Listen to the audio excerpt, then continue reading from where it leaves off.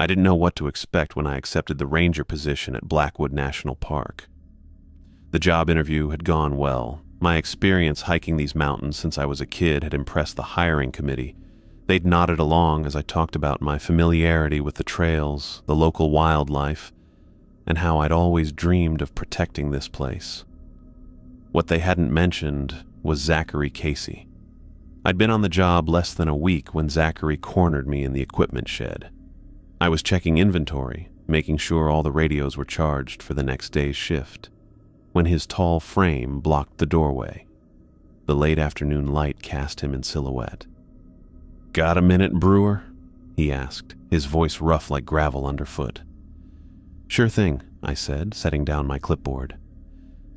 Zachary stepped inside, closing the door behind him. He looked around as if making sure we were alone, which struck me as odd. The shed wasn't exactly a high-traffic area.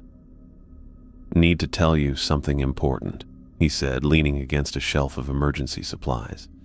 "Something they don't put in the training manuals." I waited, expecting some insider tip about dealing with lost hikers or handling aggressive wildlife.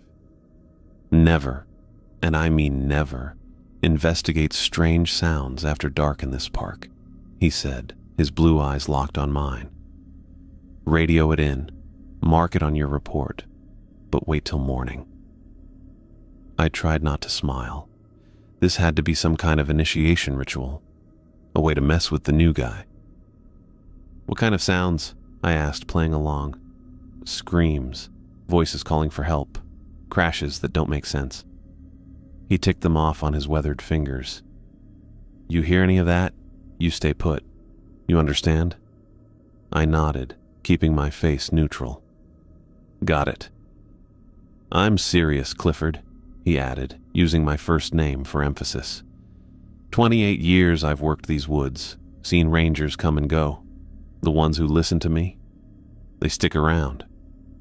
And the ones who don't, I asked, still thinking this was some elaborate joke. "They don't," he said simply. Then he turned and walked out, leaving me alone with the equipment and my thoughts. Later that night, I laughed about it with my girlfriend over the phone. "The old-timer tried to scare me with ghost stories today," I told her. "Probably does it to all the new rangers." "Maybe he's trying to keep you safe," she suggested. "From what?" "I've hiked every trail in this park. There's nothing out there I can't handle." I really believed that back then. I'd grown up in these mountains, spent weekends camping with my dad, and later explored on my own.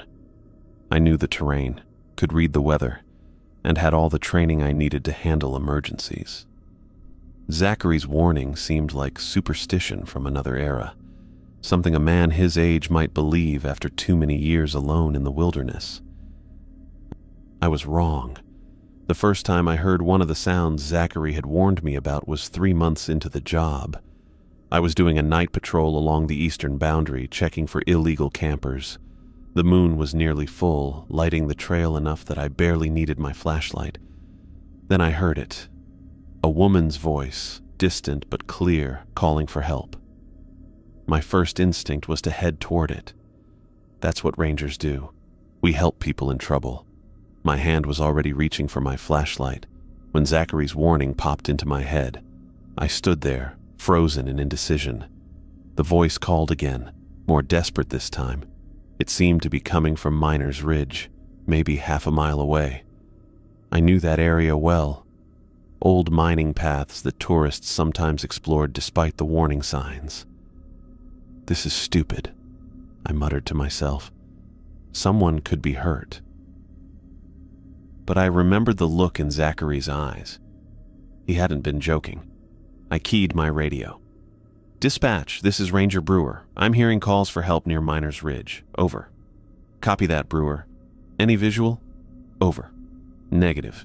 Too dark to see anything from my position. Request permission to investigate." There was a pause before dispatch responded. "Negative, Brewer. Mark your location and continue your patrol. We'll send a team at first light." Over. I was surprised by the response, but relieved to have the decision taken out of my hands. "Copy that. Marking location now. Over and out." The next morning, I joined the search team. We combed Miners Ridge for hours and found nothing. No lost hikers, no signs of disturbance, not even footprints besides our own. I told myself it must have been the wind playing tricks, or maybe an animal sound I'd misinterpreted. Over the next 2 years, I heard those sounds 5 more times. Twice it was screams. Not animal sounds, but distinctly human. Once it was what sounded like someone calling my name, which sent chills down my spine. Another time it was a massive crash, like a tree falling, except there was no storm and the forest floor showed no evidence of any fallen trees the next day. Each time, I followed protocol. I radioed in, marked my location, and waited until morning to search. And each time, we found nothing. My colleagues never talked about these incidents afterward. They'd file their reports, shrug their shoulders, and move on. I started to wonder if they'd all gotten the same warning from Zachary that I had. The lack of evidence reinforced my original suspicion that Zachary was just being superstitious. Maybe the old ranger had heard similar sounds during his career and created some personal mythology around them. The rational explanation was that sound travels strangely in mountain valleys, especially at night. What sounded like a human scream could easily be a mountain lion. What sounded like my name could be the wind whistling through rock formations. That's what I told myself anyway. But I still never investigated those sounds at night. Call it respect for a veteran ranger or just playing it safe. I'd note the location, wait for daylight, and then search thoroughly. The fact that I never found anything unusual during these searches only strengthened my belief that there was nothing to Zachary's warning. One evening, I ran into him at the station as our shifts crossed over. He was hanging up his hat, about to head home, when he noticed me gearing up for night patrol. "Eastern boundary tonight?" he asked. I nodded. "Yeah, checking the campgrounds and making sure no one's wandered off trail." He studied my face for a moment. "You've heard them by now, haven't you? The sounds?" I hesitated before answering. "Yeah, a few times." And nothing," I said with a shrug. "I follow protocol. Wait till morning. We never find anything." A small smile formed on his face. "Good. You're smarter than you look." I laughed. "Or maybe there's just nothing out there, Zachary." His smile faded. "Keep believing that if it helps you sleep. Just don't break protocol." I wanted to press him further, to ask what he thought was really out there, but he grabbed his keys and headed for the door. "Stay safe tonight, Brewer," he called over his shoulder. "Always do," I replied. As I drove to my starting point that night, I thought about Zachary and his warning. Part of me still believed he was just being superstitious. Another part wondered if there was something more to it, something the veteran ranger had experienced that he couldn't or wouldn't explain. Either way, I felt confident in my abilities. I knew these mountains, knew this forest. If there was anything dangerous out there, I was trained to handle it. And if the mysterious sounds were just tricks of nature, well, no harm in being cautious. I parked my truck at the trailhead and checked my equipment one last time before heading into the darkening forest. The sun had just set, painting the sky in fading oranges and purples. Soon it would be fully dark, with only my flashlight and the stars above to guide me. As I stepped onto the trail, I felt that familiar mix of respect and comfort that these woods always gave me. This was my place, had been since childhood. Whatever strange sounds might echo through the night, I was at home here. But I still kept my radio close just in case. The scream cut through the humid August night, high-pitched and unmistakably human. I froze mid-step on the trail, my flashlight beam wobbling as I listened for it to come again. 3 years into my ranger position at Blackwood, I knew every inch of this northern section. But tonight, something felt different about these familiar woods. There it was again. A woman's voice, crying out from the direction of Willow Creek, maybe half a mile northeast of my position. I checked my watch, 1:17 in the morning. The full weight of Zachary's warning pressed against my thoughts. Don't investigate strange sounds after dark. Radio it in. Mark it on your report. Wait until morning. But this didn't sound like the other screams I'd heard over the years. Those had been strange, almost theatrical. Like something trying to sound human but not quite getting it right. This had a raw, panicked edge that made my skin prickle. I unclipped my radio, thumb hovering over the call button. Protocol was clear. I'd followed it for 3 years without question. Hello? Is anyone there? The voice called again, weaker this time. My hand dropped from the radio. What if someone was actually hurt out there? What if they needed immediate help? I couldn't live with myself if I left someone to suffer all night when I was this close. This is different, I muttered to myself, trying to justify breaking the rule that had been drilled into me since day one. This isn't one of those sounds. This is real. I tightened my grip on my flashlight and started moving toward Willow Creek, pushing through the dense undergrowth where the trail ended. The humid air clung to my skin as I hiked, making my uniform stick uncomfortably to my back. My boots sank slightly into the soft ground with each step. The forest seemed to close in around me as I moved deeper into it. Normally teeming with night sounds, crickets, frogs, the occasional owl, the woods had gone strangely quiet. I tried to ignore the growing sense of unease as I pushed forward, focusing instead on the creek I could now hear gurgling ahead. "Hello?" I called out, sweeping my flashlight across the tree line. "Forest Service. Is anyone there?" No response came. I pressed on until I reached the bank of Willow Creek. The water flowed faster than usual, swollen from the summer rains we'd had earlier in the week. My light caught something by the water's edge. A figure huddled on a flat rock beside the creek. I approached cautiously, keeping my flashlight trained on the form that slowly resolved into a young woman. She sat with her knees pulled to her chest, clothes torn and caked with mud. "Miss, are you okay?" I asked, keeping my voice steady and professional despite the relief washing over me. This was a real person, not some unexplained phenomenon. I'd made the right call. She looked up at me, her face pale in the harsh beam of my flashlight. I lowered it slightly to avoid blinding her. "Thank God," she whispered, her voice hoarse. "I thought no one would find me." I crouched down a few feet away, not wanting to crowd her. "I'm Ranger Brewer with the Forest Service. Are you injured?" She shook her head, just scared and lost. "My name's Tammy. Tammy Fitzgerald."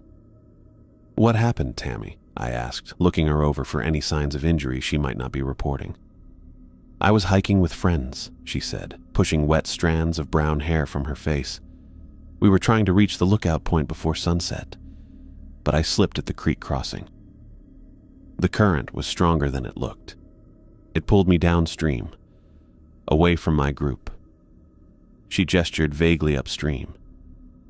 "I've been trying to find my way back, but it got dark so fast." I nodded, though something about her story didn't sit right with me. The creek was running high, but not enough to sweep away an adult, and the lookout point was on the southern trail system, miles from here. No hiking group should have been anywhere near this section of the park. "How many people were in your group?" I asked. 4, including me." She hugged her knees tighter. "Do you think they're looking for me?" "I'm sure they are," I said automatically, though I hadn't received any reports of missing hikers. "When exactly did you get separated?" "This afternoon," she said after a slight pause. "Around 4, I think." That made even less sense. If she'd been missing since 4 in the afternoon, her friends would have reported it by now. We would have had search teams out before dark. I noticed she was shivering despite the warm night. The temperature couldn't have dropped below 75 degrees, yet she trembled as if caught in a winter storm. "Are you cold?" I asked. "Yes," she said simply, her teeth almost chattering. The water was so cold. But it wasn't. Willow Creek ran warm this time of year, especially after days of summer heat. "Let me help you up," I said, extending my hand. I'll take you back to the ranger station. We can call search and rescue to find your friends and get you some dry clothes. She looked at my outstretched hand for a long moment before taking it. Her fingers felt like ice against my skin, and I nearly pulled back from the unexpected chill. "Thank you," she said as I helped her to her feet. She was unsteady, leaning against me more than I expected. "Can you walk okay?" I asked. She nodded. "Just tired." I guided her away from the creek and back toward the trail, my flashlight cutting a path through the darkness. The strange silence of the forest persisted, with none of the usual night sounds returning. No frogs, no insects, nothing but our footsteps and breathing. "The station isn't far," I told her, though my mind was racing with questions.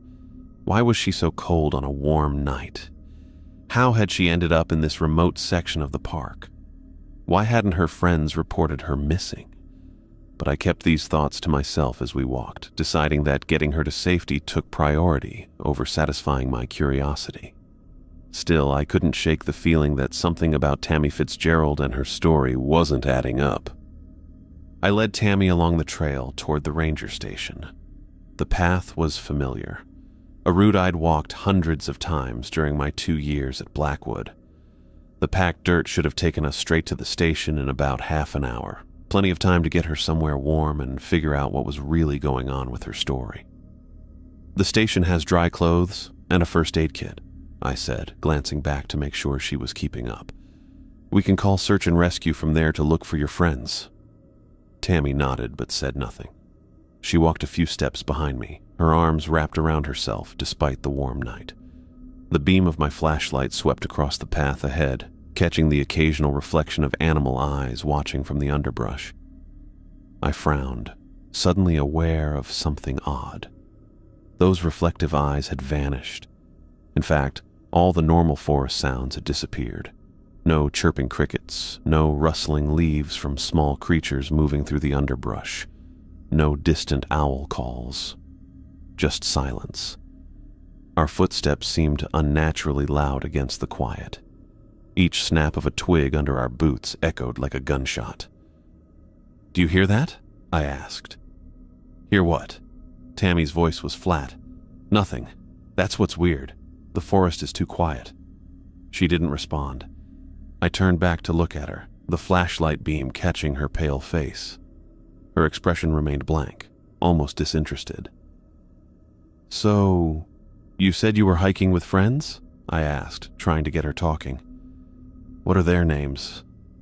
We'll need to report them missing." "Just some people from school." "Which school is that?" She paused for several seconds. "Western State." I knew Western State was over 100 miles away. "That's a long drive to come hiking. You must have left pretty early this morning." "We stayed at a hotel last night." "Which one?" Another long pause. "The one by the highway." Her answers were getting vaguer, not more specific. I tried a different approach. "You mentioned trying to reach the lookout point. Which one were you heading for? Eagle Peak or Miners Ridge?" "The one with the view," she said. I stopped asking questions for a while and focused on the trail. We'd been walking for about 20 minutes now. The junction to the ranger station should be coming up any second, a wooden sign marking the split in the trail. I shined my flashlight ahead, expecting to see it, but the path just continued straight into the trees. That couldn't be right. I'd walked this route so many times I could practically do it blindfolded. The junction was unmistakable, a large wooden sign with carved arrows pointing to Ranger Station and East Trail. I kept walking, thinking maybe I'd misjudged the distance. After another 5 minutes, there was still no sign of the junction. "We need to stop for a minute," I said, coming to a halt. Tammy stopped too, still hugging herself, watching me with those dark eyes. I pulled out my GPS unit from my belt.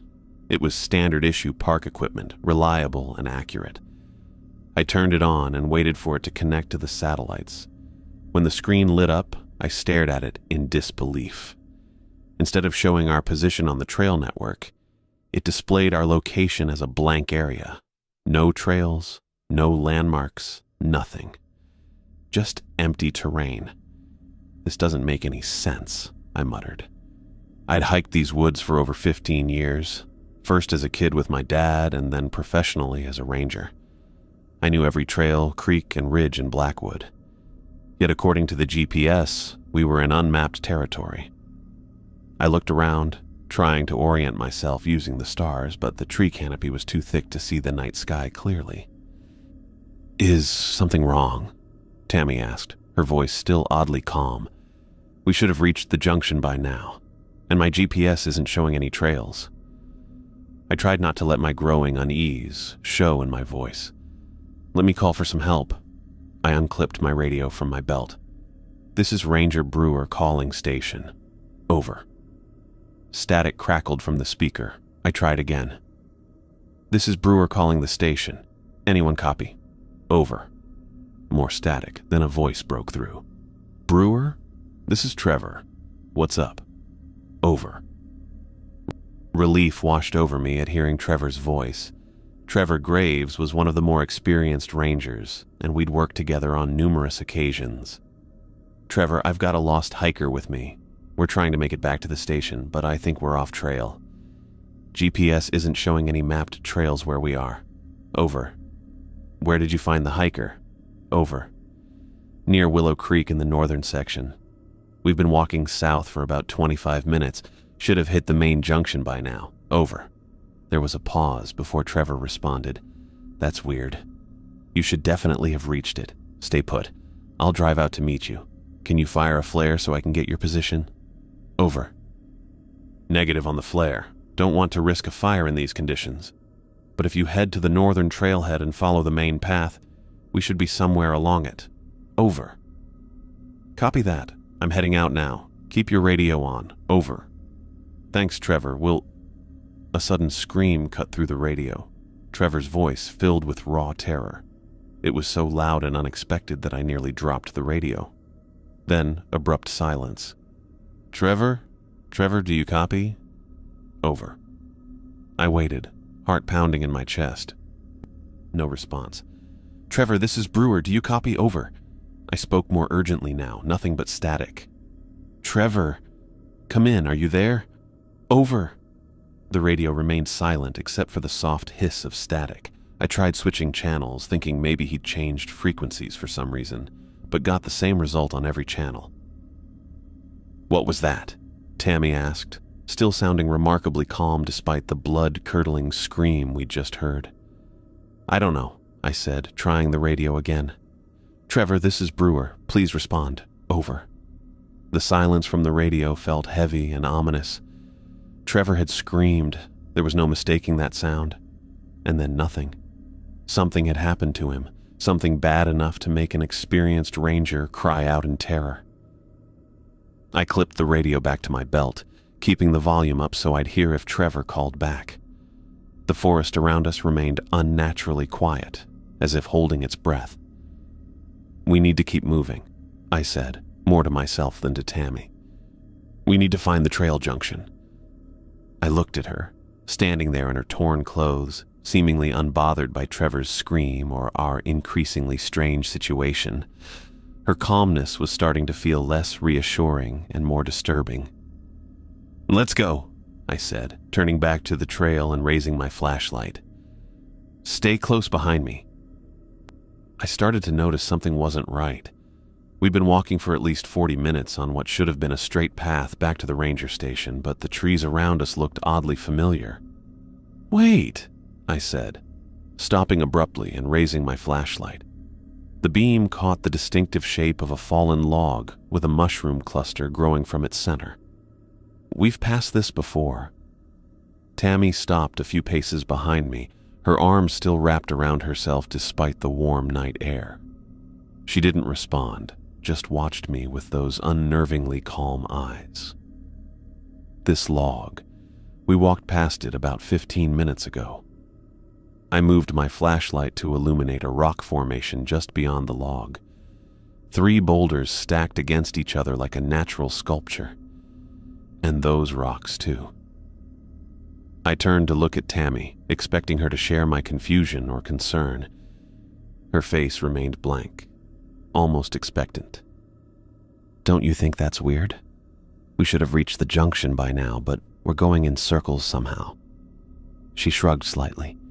"Maybe we took a wrong turn." "There haven't been any turns. We've been on a straight path." I pulled out my GPS unit again, which still showed nothing but blank terrain. "This doesn't make sense." I looked up at the canopy above us. The trees blocked any view of stars that might help with navigation. My training kicked in.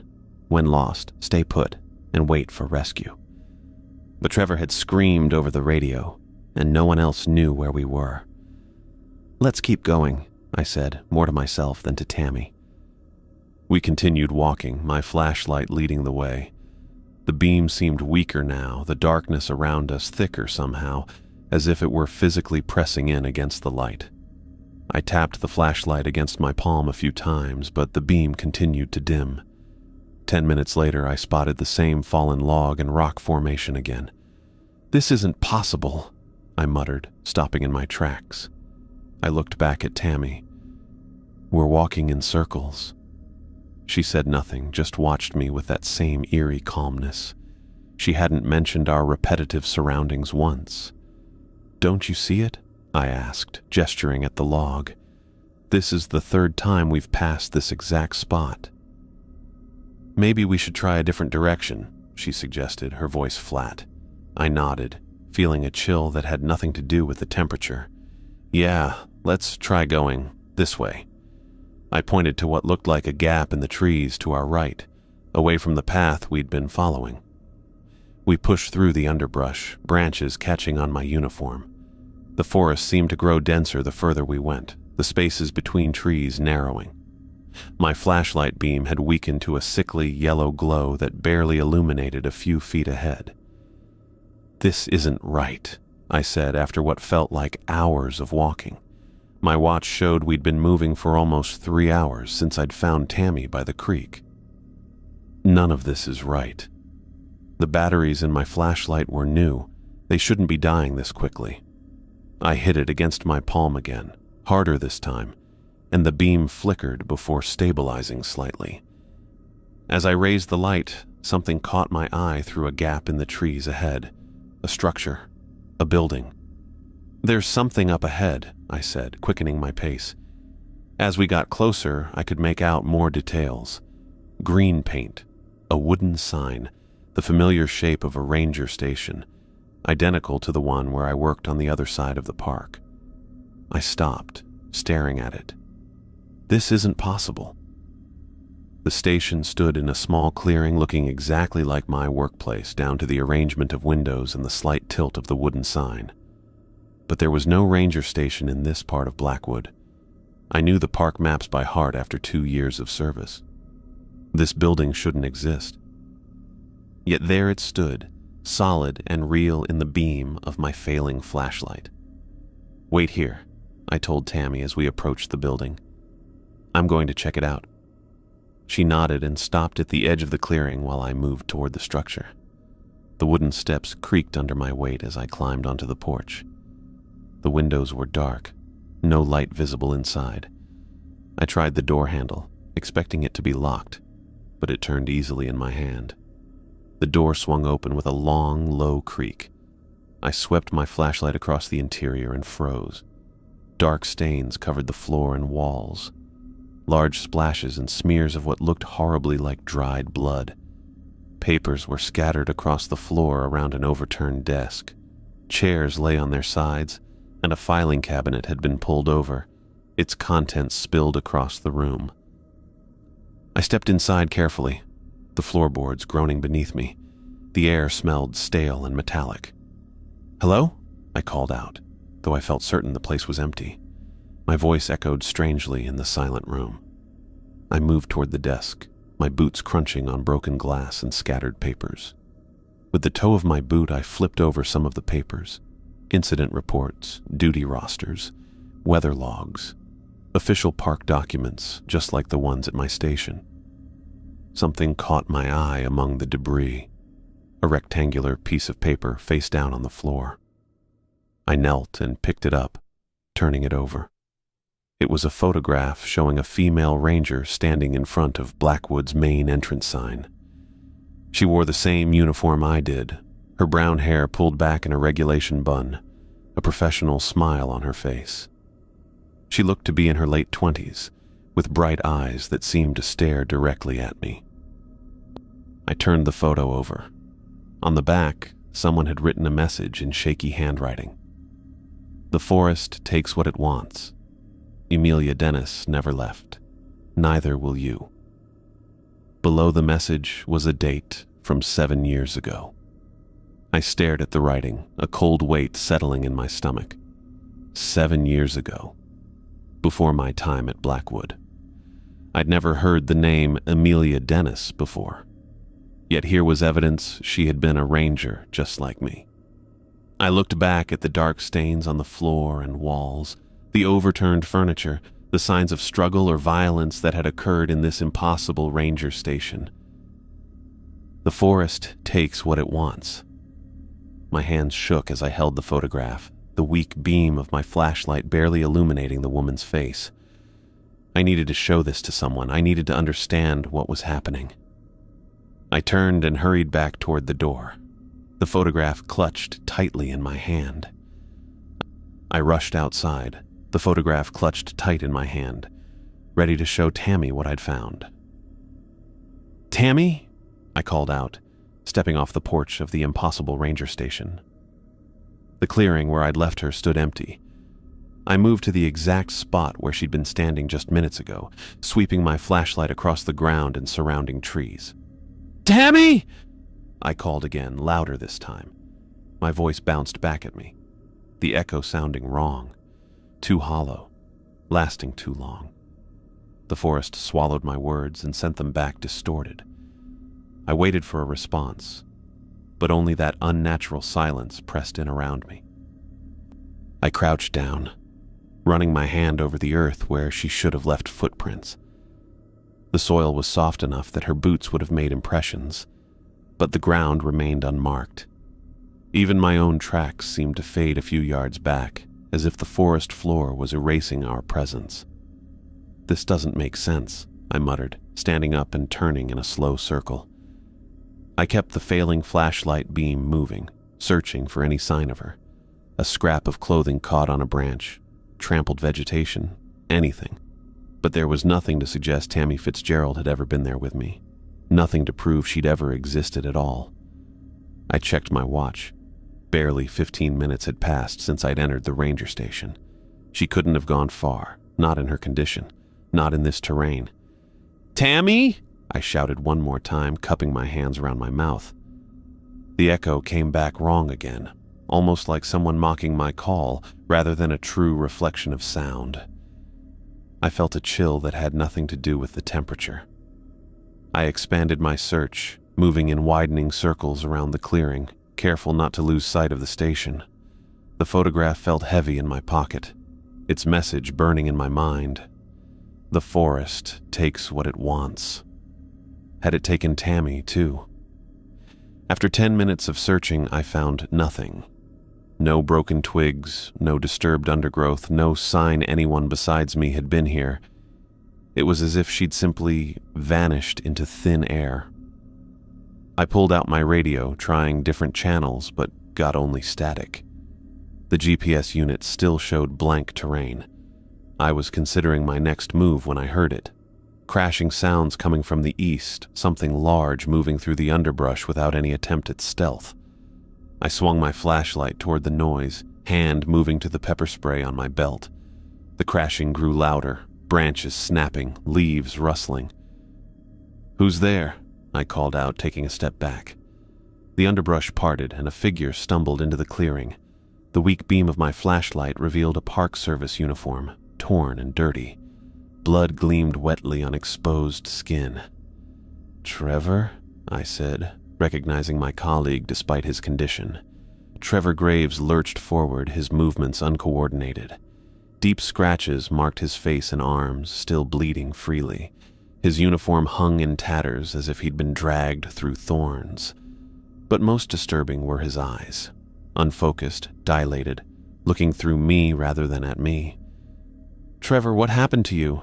I asked, moving toward him. He closed the distance between us with surprising speed, grabbing my shoulders with both hands.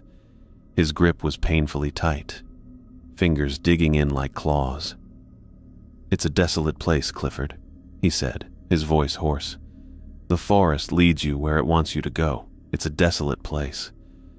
His eyes rolled wildly, never quite focusing on me. Blood from a cut on his forehead trickled down his temple. "Trevor, you need to calm down," I said, trying to keep my voice steady.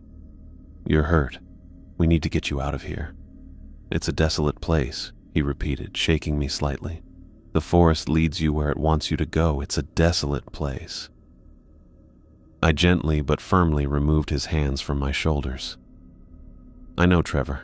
I understand. But we need to move now, okay? We need to get back to the trail." He nodded vaguely, still repeating the same phrases. I put my arm around his shoulders, noting how he flinched at the contact, and began guiding him away from the ranger station. I cast one last look at the building, wondering if I should go back for anything else, but decided Trevor's condition was more urgent. "We're going to walk this way," I told him, pointing with my flashlight. "Just stay with me." Trevor stumbled alongside me, occasionally mumbling his mantra, "It's a desolate place. The forest leads you where it wants you to go." I checked the GPS again, hoping for some miracle, but the screen still showed unmapped territory. With no stars visible through the thick canopy and no landmarks I recognized, I had to make a decision. "Trevor, I'm going to fire a flare," I told him, though I wasn't sure he understood. "The fire risk is worth it now. We need to find our way out." I took a flare from my belt, aimed it through a gap in the trees, and fired. The red light arced up, briefly illuminating the forest in a crimson glow before disappearing above the canopy. I waited, watching for any sign it had been seen. Nothing changed, but the action gave me a moment to think. If we were truly lost in some impossible space, maybe conventional navigation wouldn't work. But if this was still Blackwood, still the real world, then there had to be a way out. "We're going to keep moving," I told Trevor. "Just stay close." I chose a direction that felt right, pure instinct, and started walking, keeping Trevor beside me. His condition worried me. The bleeding hadn't stopped, and his delirious state suggested shock or worse. We walked for what felt like hours, but was probably only 40 minutes according to my watch. Trevor's strength was failing, his steps becoming more unsteady. I fired another flare, and this time, through the trees ahead, I caught a glimpse of something familiar. The silhouette of Lookout Ridge, a landmark I knew well. "We're getting closer," I told Trevor, who nodded vacantly. With renewed determination, I guided us toward the ridge. Gradually, the forest began to feel right again. The trees thinned out. The path beneath our feet became more defined, and when I checked the GPS, faint outlines of mapped trails appeared on the screen. "We're almost there, Trevor," I said. "Just a little further." He didn't respond, focused only on putting one foot in front of the other. The scratches on his face and arms looked angry in the beam of my flashlight, which was growing dimmer by the minute. Finally, we emerged onto a trail I recognized, the main northern loop. Relief flooded through me as I checked the GPS again and saw our position clearly marked on the map. We'd somehow found our way back to mapped territory. Trevor collapsed to his knees, his strength finally giving out. I knelt beside him, checking his pulse, rapid but present. His skin felt cold and clammy. Classic signs of shock. I pulled out my radio and tried again. This time, instead of static, I heard the blessed sound of the dispatcher's voice. "This is Ranger Brewer," I said, trying to keep my voice calm and professional despite everything. "I've got Ranger Graves with me on the northern loop trail, approximately 2 miles from the trailhead. He's injured and in shock. We need immediate medical assistance." "Copy that, Ranger Brewer," came the reply. Emergency services are being dispatched. Can you provide details on his injuries? Multiple lacerations to face and arms, possible concussion, definite shock, I reported. He's conscious, but disoriented. Understood. Paramedics are en route. Estimated arrival 20 minutes. Can you confirm your exact location? I gave them the GPS coordinates, then set about making Trevor as comfortable as possible. I removed my jacket and placed it over him, elevating his feet using my backpack. Help is coming, I told him, squeezing his shoulder gently. Just hang on. Trevor's eyes found mine for a brief moment of clarity. It's a desolate place, Clifford, he whispered. The forest leads you where it wants you to go. Then his eyes unfocused again, and he went back to staring at nothing. I sat beside him, one hand on his wrist monitoring his pulse, the other clutching the photograph from the ranger station. I wondered what Trevor had seen out there in the dark, what had left those marks on him, and whether it was the same thing that had taken Tammy. I stayed with him like that until I heard the approaching sirens and saw the flashlights of the paramedics coming up the trail. As they took over Trevor's care, loading him onto a stretcher and starting an IV, I stood back and watched, exhaustion finally catching up with me. You coming with us, Ranger? One of the paramedics asked as they prepared to carry Trevor down to the waiting ambulance. I nodded, too tired to speak, and followed them down the trail. Behind us, the forest stood silent and dark, keeping its secrets for another night. I tracked Trevor's condition obsessively after the paramedics loaded him into the ambulance. The emergency room staff at Regional Medical Center worked quickly, cleaning and stitching the deep lacerations that crisscrossed his arms and face. I sat in the waiting room for hours, the photograph from the ranger station burning a hole in my pocket while I replayed the night's events in my mind. Family only, the nurse at the desk kept telling me when I asked for updates. He doesn't have family in the area, I explained for the third time. I'm his colleague. We work together at Blackwood. She softened slightly at that. He's stable. The doctor will be out shortly. When the doctor finally appeared, his assessment was clinical and detached. Ranger Graves is suffering from severe lacerations, exposure, and shock. We're keeping him for observation and further testing. When can I see him? I asked. Tomorrow. He needs rest. Trevor ended up staying at Regional for a full week. His physical wounds required multiple treatments. The cuts were deeper than they initially appeared, with several needing additional stitches after the first round of suturing didn't hold. The psychological damage seemed even more severe. The nurses told me he woke screaming during the first few nights, thrashing so violently they had to restrain him. When I was finally allowed to visit, I found Trevor propped up in the hospital bed, staring out the window. The scratches on his face had formed angry red lines that stood out against his dark skin. "Hey," I said, pulling up a chair beside him. Trevor turned slowly, his eyes taking a moment to focus on me. "Clifford, how are you feeling?" "Like I got dragged through hell." His voice was raspy, as if he'd been screaming for hours. "They say I'm lucky." I leaned forward. "Trevor, what happened out there? What did you see after we lost radio contact?" He frowned, his forehead creasing with effort. "I remember answering your call. You said you found a lost hiker. I was heading out to meet you, and then..." He shook his head. "Nothing. Just waking up here." "You don't remember screaming on the radio? Or what attacked you?" "Attacked me?" Trevor looked down at his bandaged arms as if seeing them for the first time. "The doctor said I must have fallen somewhere. Hit my head." I pulled my chair closer.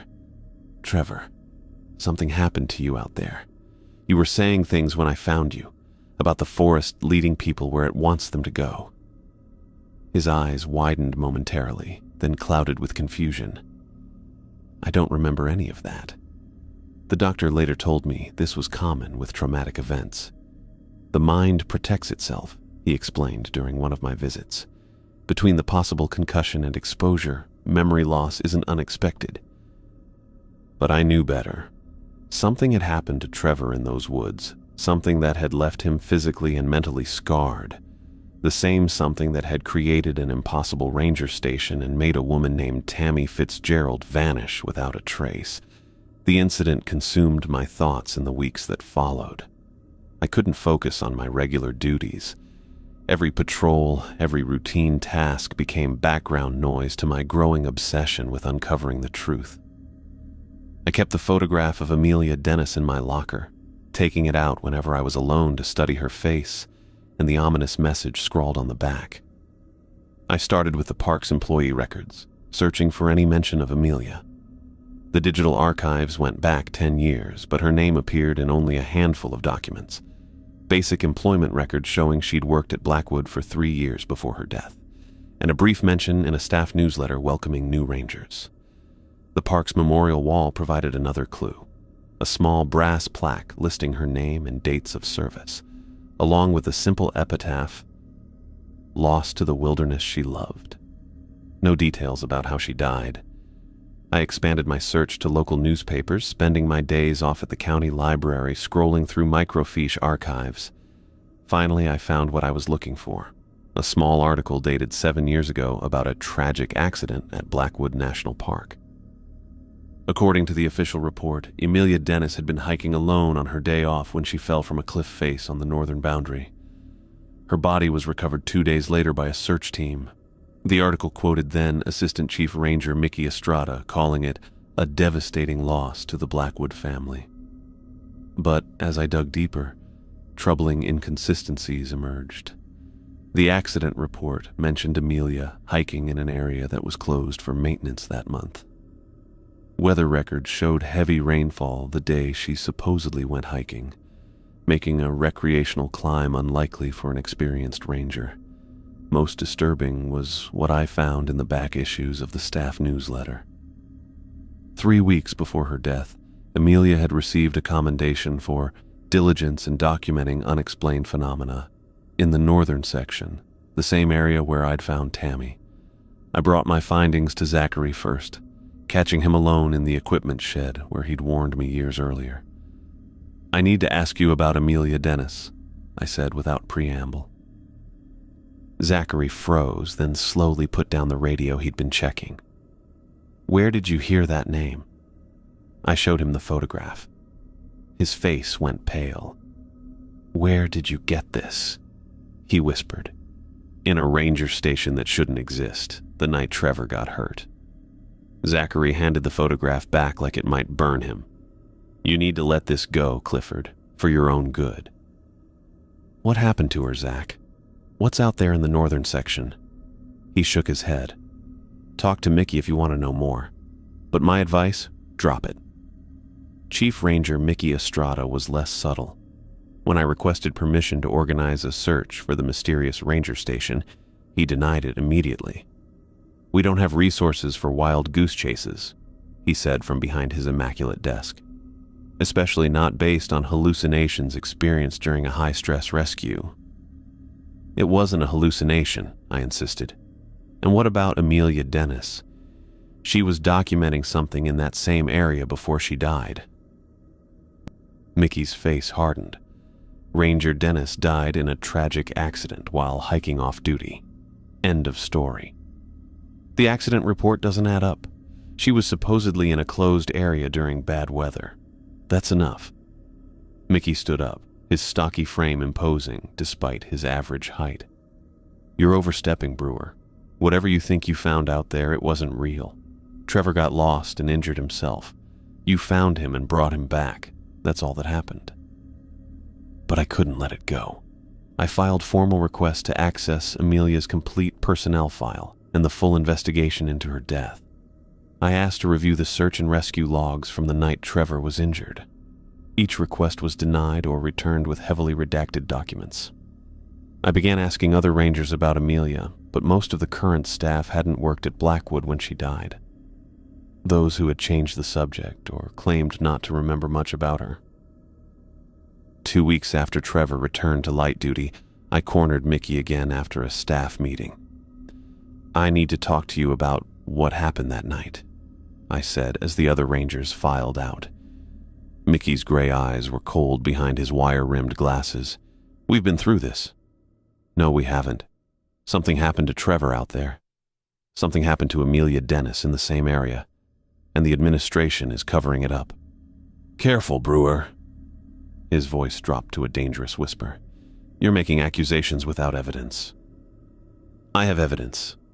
I pulled out copies of the weather reports, the maintenance schedules, and the newsletter mentioning Amelia's commendation. She was investigating something in the northern section before she died, the same place where I found a woman who vanished without a trace, and where Trevor was attacked by something he can't, or won't, remember. Mickey looked at my documents without touching them. "You know what I see? I see a ranger who's becoming obsessed with conspiracy theories. A ranger who might need psychological counseling before he can continue field duties." The threat was clear. "Are you saying I'm imagining things?" I asked.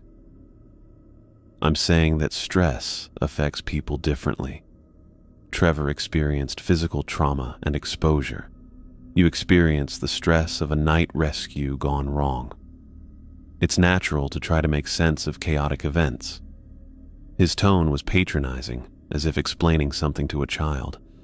"But pursuing these theories isn't healthy for you or helpful to the park." "So I should just forget what I saw? Pretend it never happened?" Mickey straightened his already perfect uniform. "I'm advising you, as your superior officer, to focus on your assigned duties and leave the past in the past. If you can't do that, I'll have to note concerns about your fitness for duty in your next evaluation."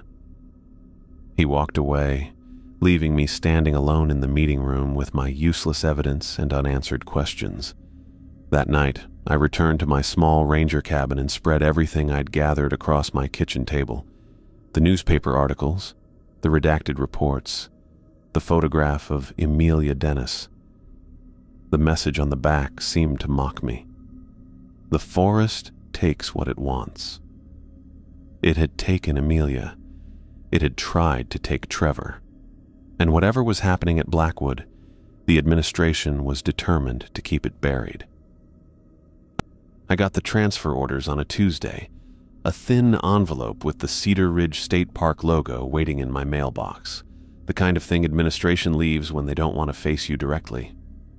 3 months had passed since finding Tammy by the creek, since Trevor's screams over the radio, since the impossible ranger station with its blood-stained floors, and the photograph that now lived in my desk drawer.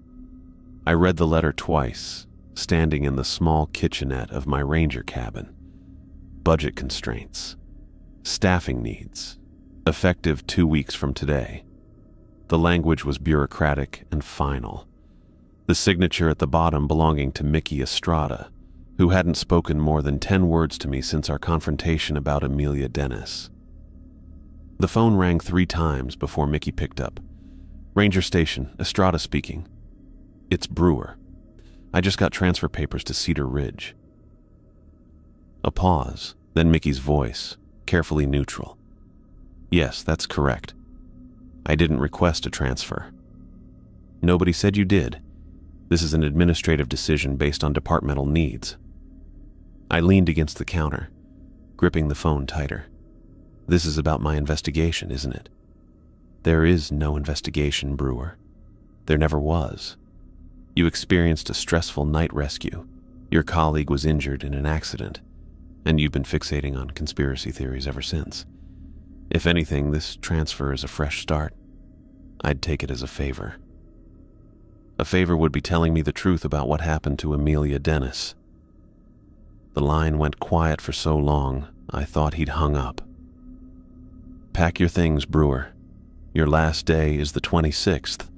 Cedar Ridge is expecting you the following Monday." The line went dead.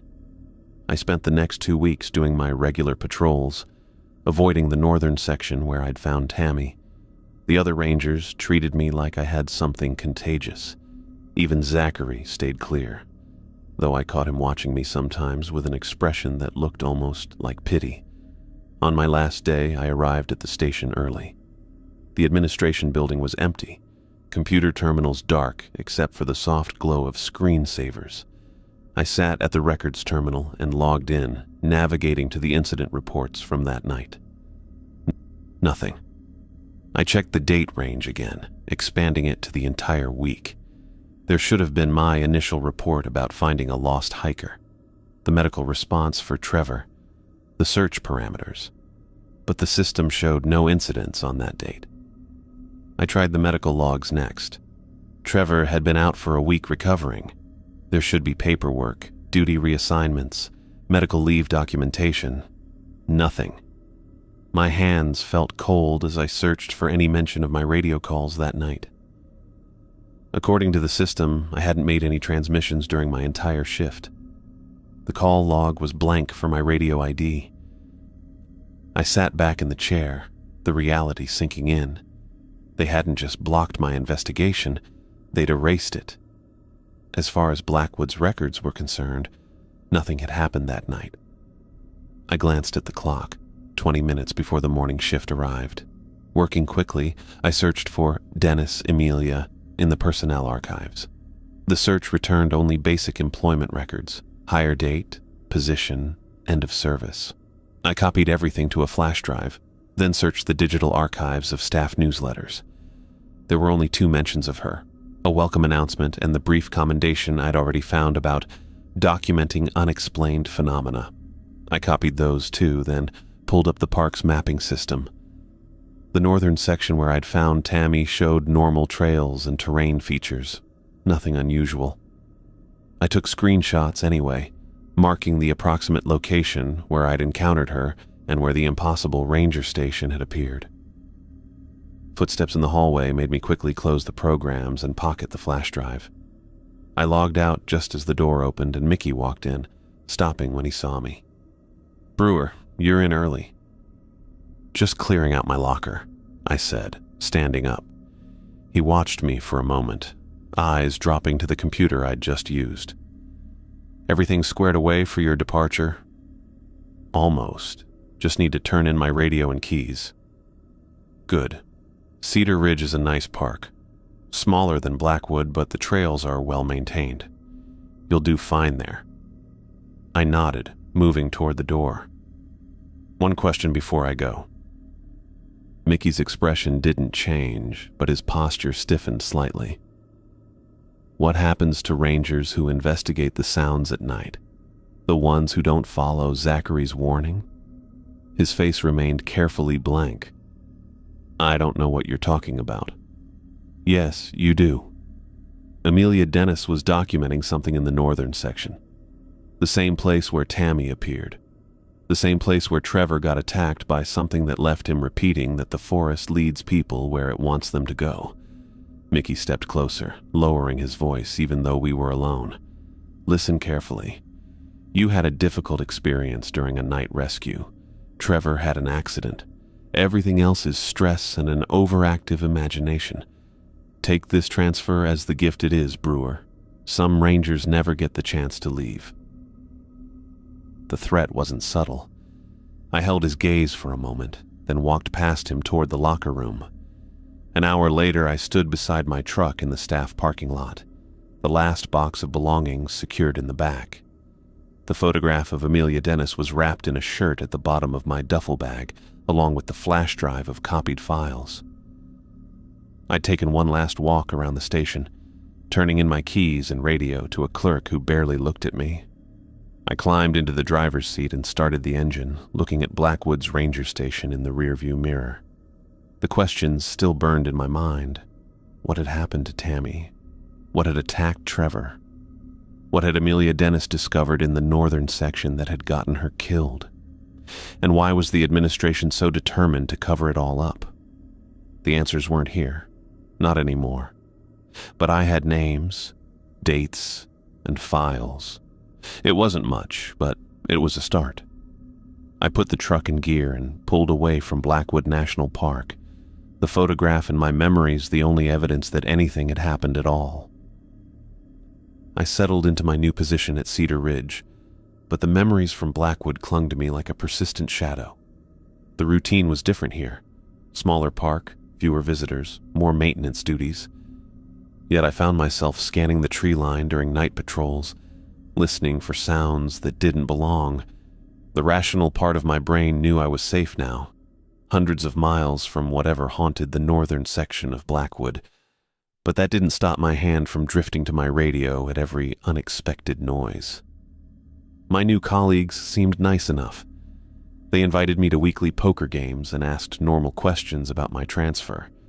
I gave them the sanitized version, budget cuts, staffing needs, and they accepted it without pressing further. Cedar Ridge didn't have the same atmosphere of secrets and unspoken rules that permeated Blackwood. No one pulled me aside to warn me about investigating strange sounds. No areas of the park were subtly off limits. But during quiet moments in my cabin, I spread my collected evidence across the kitchen table and stared at the photograph of Amelia Dennis. Her eyes looked back at me from beneath the regulation cap, bright and determined. The message scrawled on the back: "The forest takes what it wants. Amelia Dennis never left. Neither will you." Seemed less threatening now that I had physically left Blackwood, but no less disturbing. I often found myself questioning if Tammy Fitzgerald had ever existed at all. Had I imagined her sitting by Willow Creek that night? Her vague answers about her friends? Her unnaturally cold skin despite the warm night? The way she vanished without leaving a single footprint? It all seemed more like a hallucination than reality. But if I had imagined her, what about Trevor? His injuries were real enough. The impossible ranger station with its blood-stained walls had felt solid beneath my feet. The flash drive with my copied files became my most valued possession. I reviewed its contents almost nightly, searching for patterns or clues I might have overlooked. The employment records were frustratingly sparse. Just basic information about Amelia's hire date and position. The newsletter mentions were equally unhelpful, though the commendation about documenting unexplained phenomena in the northern section continued to nag at me. What had she been documenting? And why had all records of her work disappeared? 3 weeks into my new position, I started researching other strange disappearances in national parks across the country.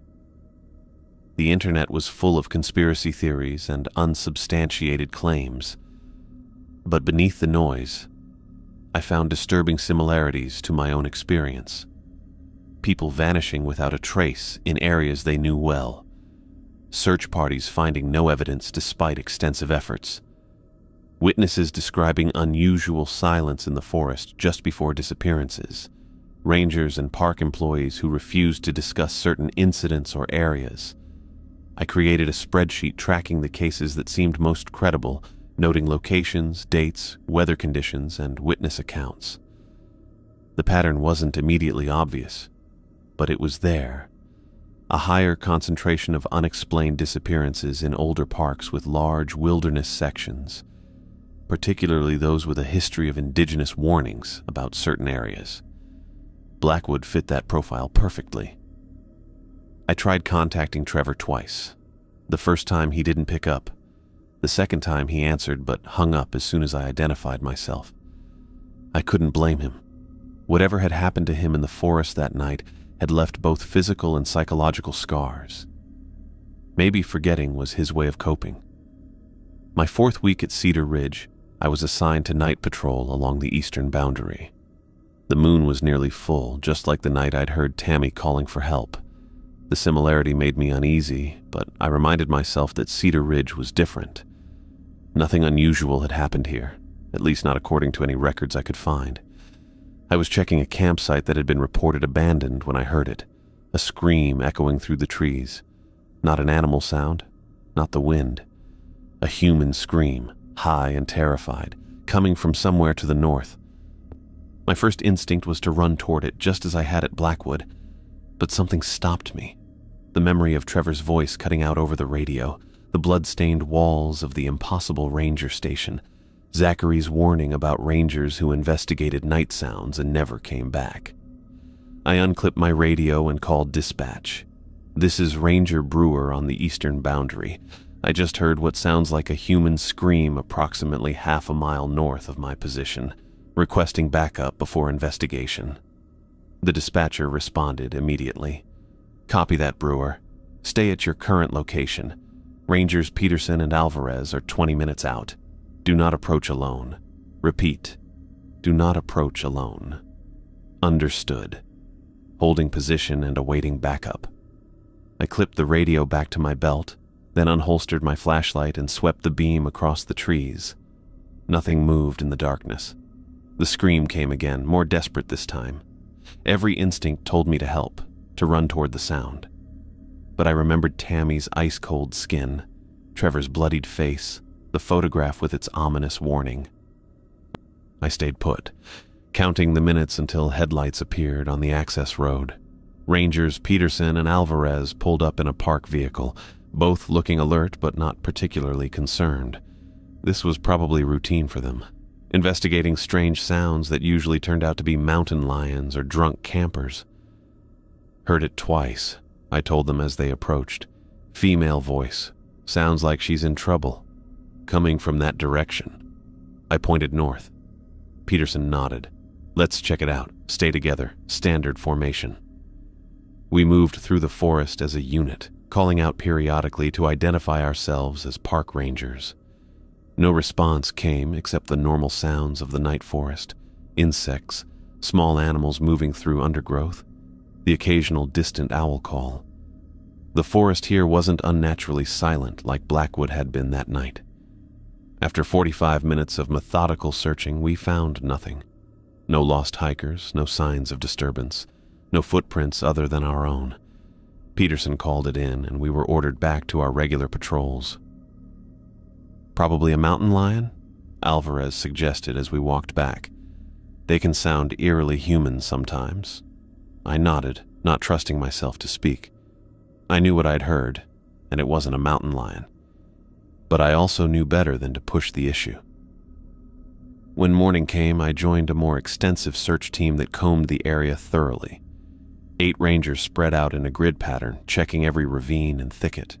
We found nothing unusual, no abandoned equipment, no signs of struggle, no evidence anyone had been in distress. As we regrouped at the vehicles, Chief Ranger Wilson clapped me on the shoulder. Good call radioing it in, Brewer. Always better to check and find nothing than ignore something and miss someone who needs help. I nodded, thinking of Zachary's warning back at Blackwood. For the first time, I truly understood the wisdom in it. Not because there was nothing to investigate. I was more convinced than ever that something strange was happening in our national parks, but because whatever it wasn't something a lone ranger with a flashlight should face. I had survived whatever lurked in Blackwood's depths, but the experience had changed me. I carried the knowledge now, heavy as stone. Some mysteries were better left unsolved, at least not alone. The forest took what it wanted, but it hadn't taken me. Not yet. That night, I added Cedar Ridge to my spreadsheet of incidents, noting the date, location, and lack of physical evidence. Then I opened my drawer and looked once more at Amelia Dennis's photograph before carefully returning it to its hiding place. I wouldn't forget her, or Tammy, or what happened at Blackwood. But I would be smarter now about how I searched for answers.